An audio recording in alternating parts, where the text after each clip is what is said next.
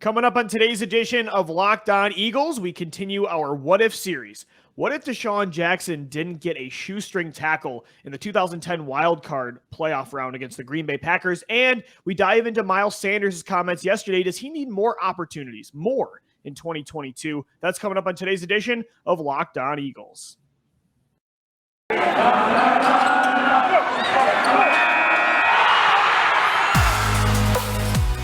You are Locked On Eagles, your daily Philadelphia Eagles podcast. Part of the Locked On Podcast Network, your team every day.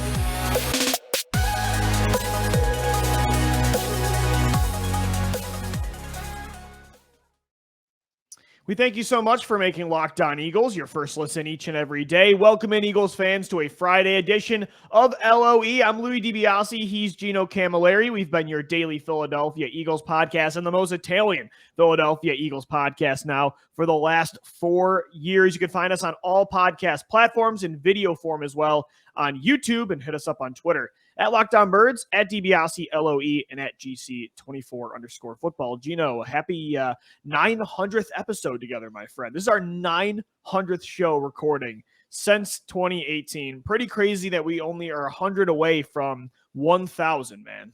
Let's keep it rolling. On my Snapchat the other day came up a memory from 4 years ago where we were going down to the Jersey Shore and we randomly went into a mall and Nick Foles was doing a book signing there. And that was before you and I even did one episode together. And that's the craziest part to me is that we've done 900 episodes post Super Bowl era.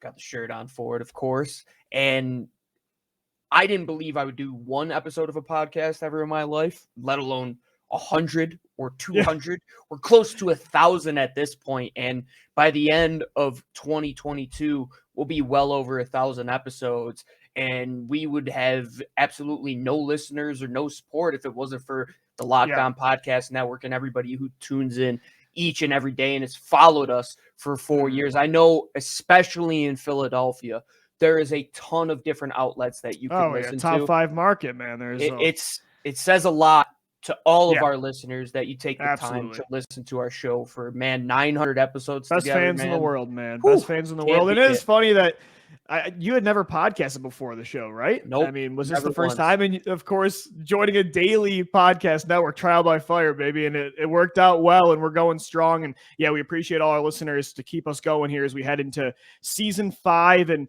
season 5's hopefully going to be a big one. And this offense looks really exciting on paper. It's young, it's promising through the air, on the ground. And Gino, a big part of that last year, and he's going to be a big part of it this year. Who knows about the future after 2022, but it's Miles Sanders. And before we get into our What If series, we continue that with round 2 today, talking about DeSean Jackson, the Eagles against the Packers in the 2010 playoffs. I'm sure listeners know where we're going with that one. Miles Sanders talked yesterday in an interview, and of course, me and you hit on it a couple days ago about the All-Star comments, right? But it was more than just that Sanders talked about. He talked about the opportunity for him heading into a contract season, what is expected of him, and how he's going to really get that next big deal, if there really even is a big deal anymore for a running back. In terms of running backs, a big deal. Just in general, getting a contract extension. It's hard for a lot of running backs, most running backs, honestly, to get a nice, big second contract. And so for Sanders, he talked a lot about being more consistent. But then, Gino, he kind of twisted it really quick and said that he also just needs, he said he's going to be frank about it, he just needs more opportunities. And I don't know if either thing he said is correct. I think, number one, he has always been a consistently good runner. Since 2019, he has the 3rd most yards per carry, only behind Nick Chubb. And then I'm drawing a blank on the second star running back ahead of him. I think he's always been good when he's on the field.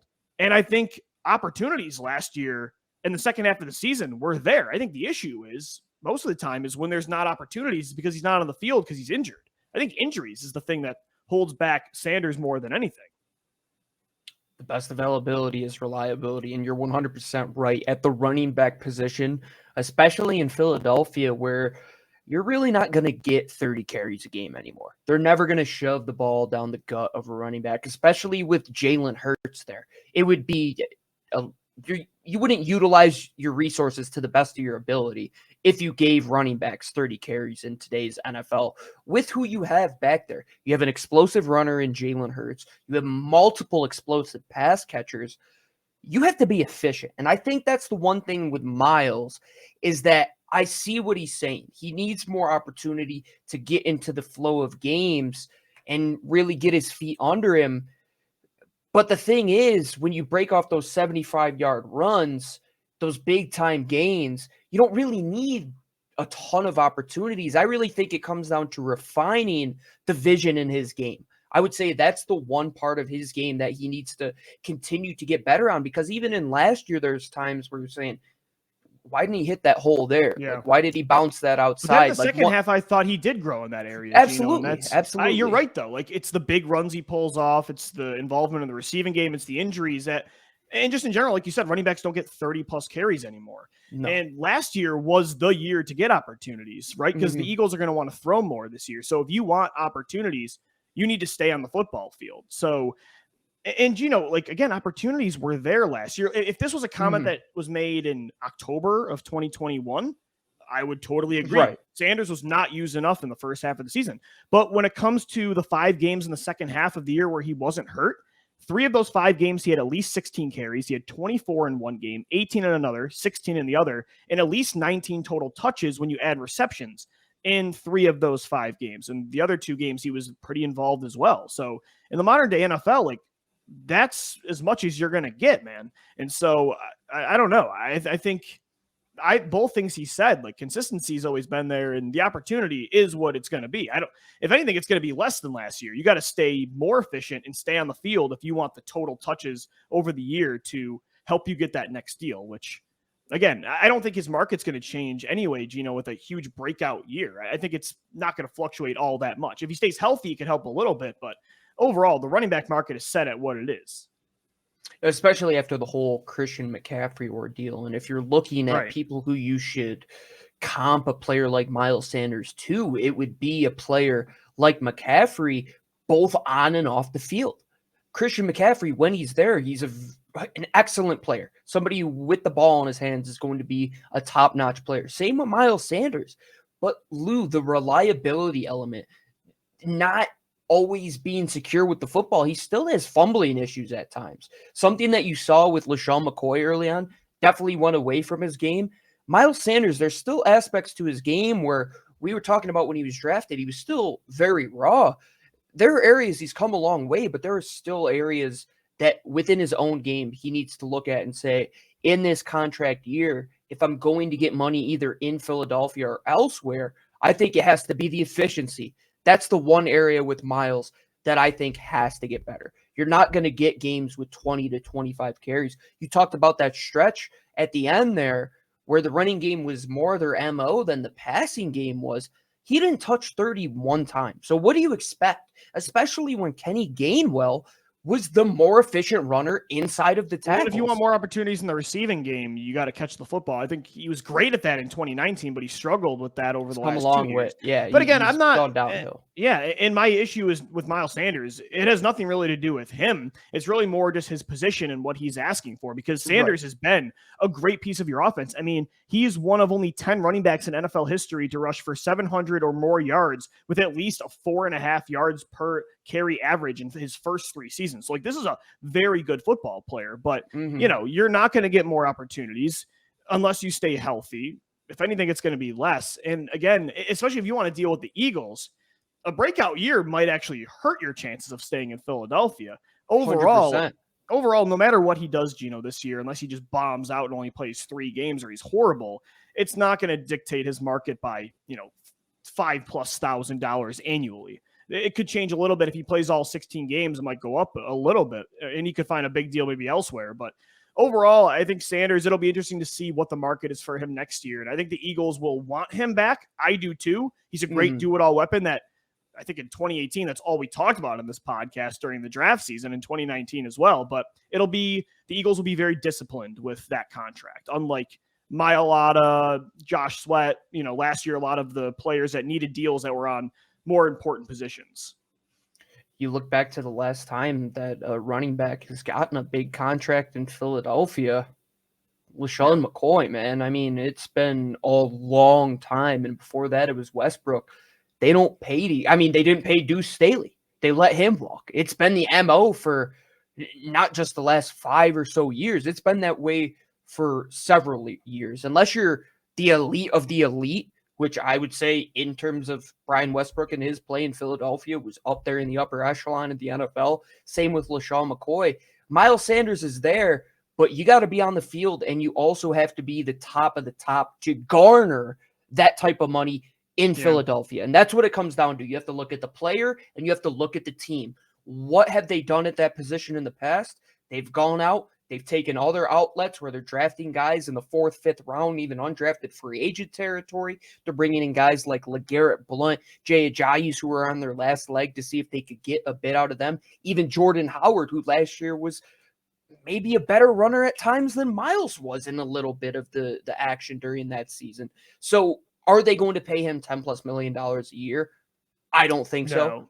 Absolutely not. Well, and do you know how many running backs honestly even get that? I mean, that's the thing. Like, he's not going to get more than a guy like Aaron Jones. He's not going to get more than a guy like Christian McCaffrey. Does he think he's going to get paid that?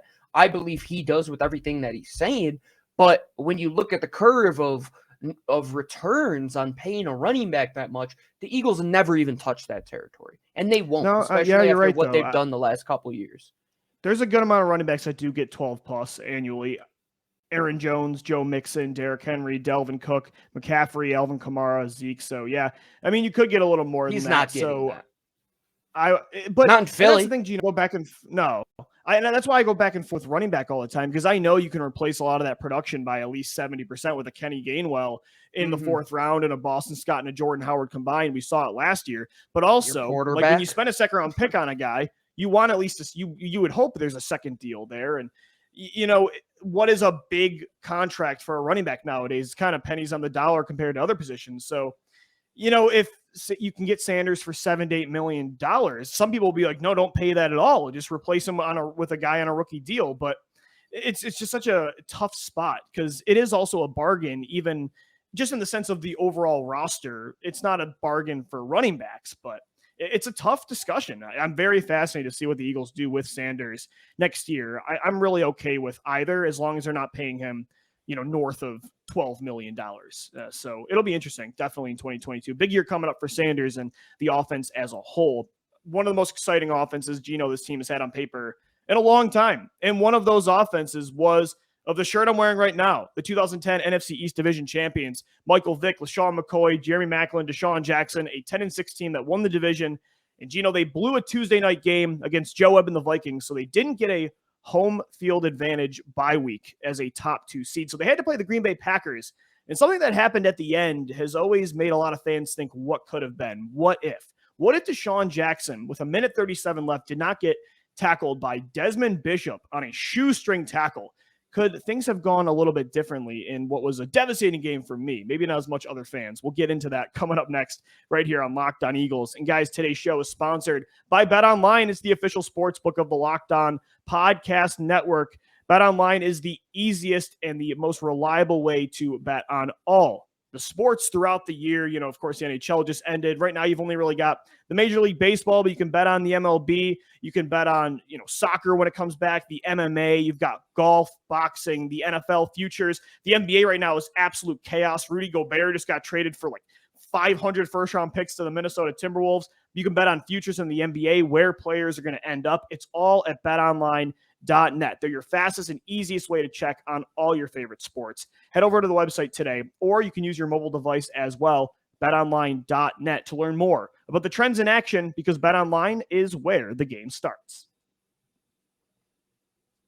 All right, Eagles fans, welcome back into this Friday edition of Locked On Eagles. Thank you so much for making LOE your first listen each and every day. It's round 2 of our What If series. We started this in 2020, peak pandemic season. There was really nothing to talk about, so we went back in time and said, some of the biggest moments in Eagles history, what if they went differently? We hit on a lot of those main ones in 2020. Like, of course, one of the biggest recent ones is, what if Alshon Jeffery didn't drop that pass in New Orleans, right? What if Carson Wentz didn't tear his ACL?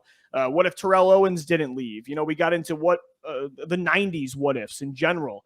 And then yesterday, I had Vince Quinn, formerly of Sports Radio 94 WIP, join me to talk about what if Russell Wilson waived his no-trade clause for the Eagles this past offseason. You can find that podcast on all platforms. Gino, today, I want to talk about one of my most beloved teams in Eagles history, that 2010 squad. And this game probably sticks with me more than most. I'm a younger Eagles fan. I really missed out on really feeling those NFC title losses, the 90s disappointments, right? So losing in the wild card for some people, a team too heading in 2010, they had a brand new starter in Kevin Cobb. You know, they weren't really seen as a Super Bowl contender. They were riding the magic of expected backup yet again in Michael Vick. So 2010 for a lot of people might not really be all that devastating. It was for me, though. That team was everything I loved about football. And I think, you know, the way they lost that game against the Packers, people don't really, I don't think, remember how close the Eagles were to maybe pulling that game off, right? The score is 21-16. There's a minute 37 left in the fourth quarter. The Eagles just made a big stop on third down. Keenan Clayton actually sacked Aaron Rodgers to force a punt.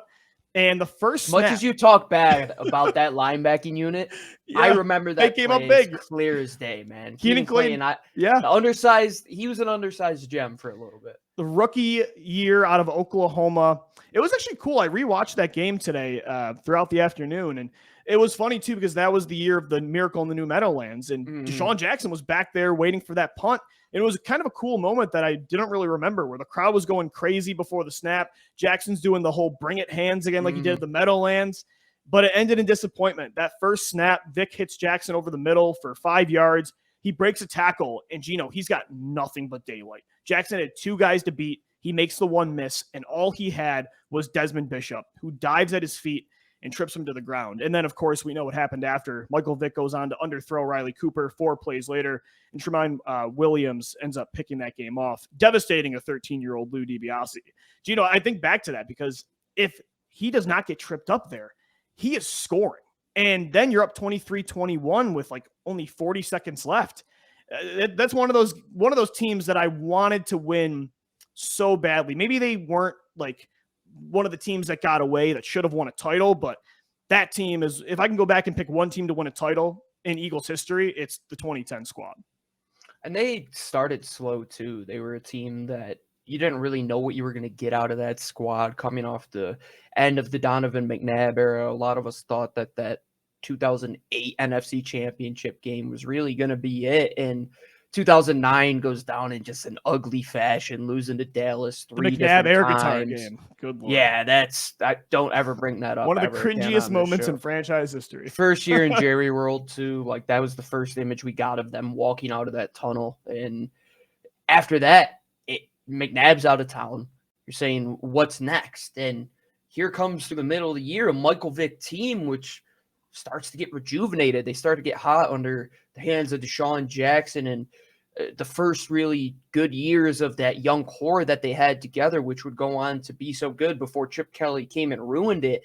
That was that first step where you're saying this team has life. And being an Eagles fan for how long, you always say, ride the season as it goes, the Jeff Garcia year, the 2008 year, and then 2010 really felt that way as well, where you're just riding that moment and taking in what would become a potential game against the team that would go on to win the Super Bowl. And you almost had Green Bay in your hands with that DeSean Jackson run that was so, I would say, reminiscent to that Dallas run that he had. I think it was the year before that, where it just get it out of your hands quick. Oh, it was the same year, the 91-yard touchdown where he falls. Okay, it was the same year. Yep, exactly. Yeah. Yep, the 91-yard run where you're saying if he just gets it in space, he's the most electric player in the league. Great point. Tyreek Hill at that point. That's what you were saying. Get the ball in this guy's hands. He's going to make anybody miss in space.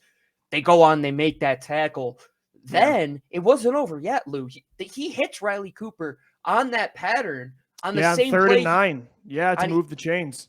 The same play, he would go and throw an interception on the very same play, the exact same route.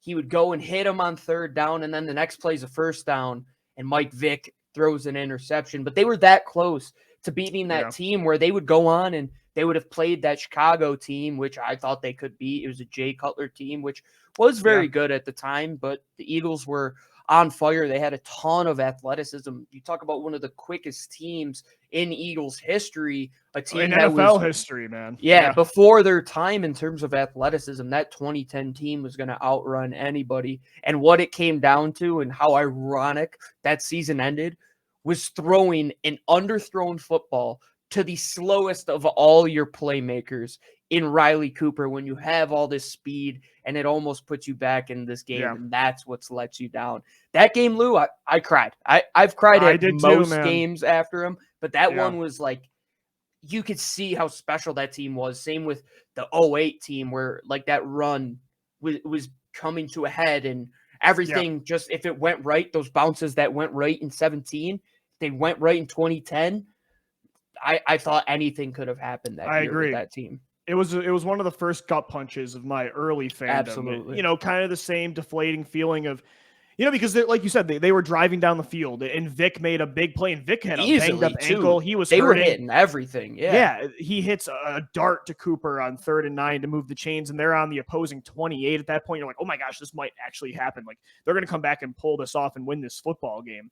And that's the worst feeling, is when they're getting all the way down there and they don't finish the job, kind of like 2018.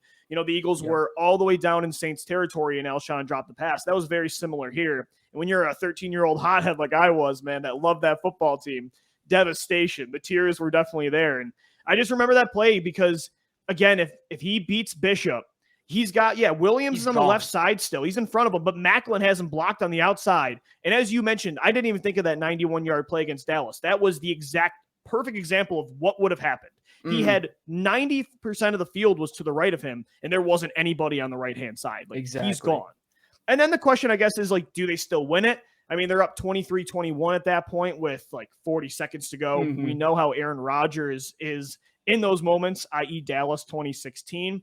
But the Eagles did only hold him to 7 points in that half, and he only had 180 passing yards. Remember, James Starks, the former University of Buffalo running back, who was kicking the Eagles defense. Over 120 yards. So they could have pulled that off and won that game. And like you said, I mean, you play, maybe you're in Soldier Field the week after, and then you might play the 1 seed Atlanta Falcons, who would have probably beat Matt Hasselbeck and the Seahawks the following week. And I'm not saying like this was a given, like they were winning the Super Bowl if they win that game kind of thing, but Gino, like that it kind of, the dominoes fell. I mean, that was the champ that you had to get through. If you get through them, you're playing with house money. Here's a question. Yeah. Alshon, DeSean, what team did you have more confidence if they were to have won in that moment? Gino, I literally wrote that down. Okay, all right. I'm reading your mind, man. That is such a great question. No, I wrote the exact thing. I'm like, if you had to pick one team, if you can change one of those 2 plays. I think 2010 by far. You think they would? You think they would have a better chance to win the Super Bowl if Jackson pulls that off instead of Alshon? Because you beat the champs. New Orleans doesn't go to win that game, and they almost lost that game against a team that was so depleted at that time. And I thought that would have been like that last everything went right moment for them after 17. Everything went right. 18, you could have won that game, but I think you weren't going to go into that next game and make too much. That's funny you mentioned that question, man. But I thought that exact thing. I think 2010 was just such a good offense that on any given Sunday, if things went right for them, things were clicking on all cylinders for them towards the end of the year. I really believe that they could have got hot. Like with that 18 team, you're winning games that are more about the defense than anything. I mean, outside of the Houston. No, it really was the offense down the stretch, pardon me. But I mean, I think with Michael Vick, LaShawn, what he was, Jeremy and DeSean, that team was everything that future NFL teams would go on to be. Where that 18 team was on its way down a little bit to be the implosion of what would be the 2 years to follow. Yeah, the 2010 team was more talented. Honestly, I'd probably go 2018 just because they had done it before. That team was just riding this magical run again. It just felt like it was all coming together again. They had beaten the Rams already in LA. The Patriots were just not a good offense at all in the Super Bowl. I think the Eagles beat the Patriots if they can get by LA. I guess it's more, do you believe the Eagles could have got through LA and the Patriots rather than the 2010 team getting through Soldier Field, Chicago, Atlanta, and then Pittsburgh?